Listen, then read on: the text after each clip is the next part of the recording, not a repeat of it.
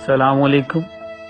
کچھ دن پہلے فیس بک پر ایک پکچر دیکھی جس کا ٹائٹل تھا کبھی ان کا بھی سوچا ہے جن کا روزہ مغرب کے بعد بھی ہوتا ہے۔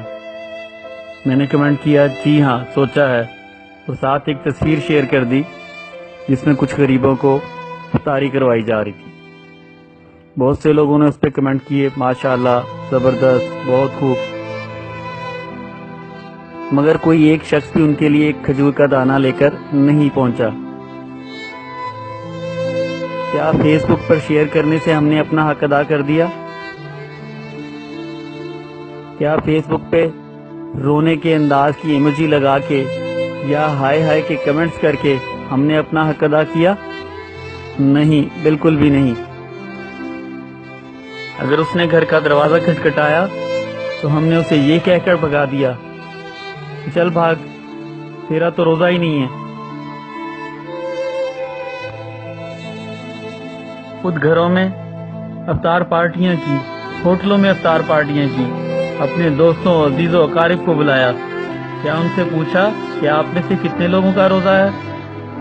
نہیں، بالکل بھی نہیں۔ پوچھا تو صرف غریب سے پوچھا کہ ہاں تو نے روزہ رکھا ہے یا نہیں۔ کیا اسے افطاری کا سامان دے کر آئے تھے جس سے وہ روزہ رکھ لیتا؟ جب تمہارے وہ دوست احباب اپنے پیٹوں پہ ہاتھ پھیرتے ہوئے باہر آتے ہیں تو کہتے ہیں ماشاءاللہ بڑا مزہ آیا، یہ غریب وہاں باہر کھڑے حسرت سے ان کی طرف دیکھ رہے ہوتے ہیں اور آپ کے آگے ہاتھ پھیلاتے ہیں اور آپ یہ کہہ کے بھگا دیتے ہیں چلو بھاگو یہاں سے۔ تم نے کون سا روزے رکھے ہیں؟ یاد رکھو قیامت کے دن یہ اللہ سے سوال کریں گے، اے اللہ اس نے مجھے کہا تھا کہ تو نے کون سا روزہ رکھا ہے؟ روزہ تو اس نے بھی نہیں رکھا تھا جو اس کے گھر سے کھا کر آ رہا تھا، وہ تو گھر سے بھی کھا کر آیا تھا، میں تو بھوکا تھا، اس نے مجھے پھر بھی نہیں دیا، اور جو کھانا بچ گیا اس نے وہ کوڑے میں پھینک دیا۔ اے اللہ دیکھ میں کوڑے میں سے اٹھا کر کھا رہا ہوں۔ ذرا یہ سوچیں کہ یہ بچہ آپ کا بھی ہو سکتا ہے۔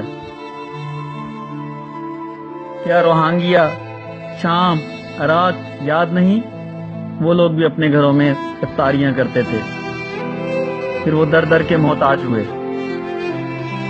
خدا را اس سے پہلے کہ ان غریبوں کی آہ میں لے ڈوبے، ان بند کمروں کی افطاریوں کے رواج کو ختم کریں۔ افطاریاں کریں کھلے میدانوں میں، مسجدوں میں، ان غریبوں کی بستیوں کے پاس،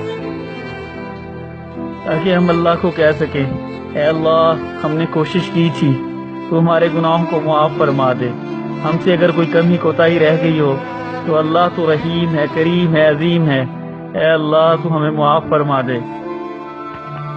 یاد رکھیے اگر ہم نے انہیں اپنے ساتھ بٹھا کر نہ کھلایا اور یوں ہی انہیں کوڑے کا کھانا کھانے پر مجبور کرتے رہے تو اللہ کا حساب بڑا ہی سخت ہے۔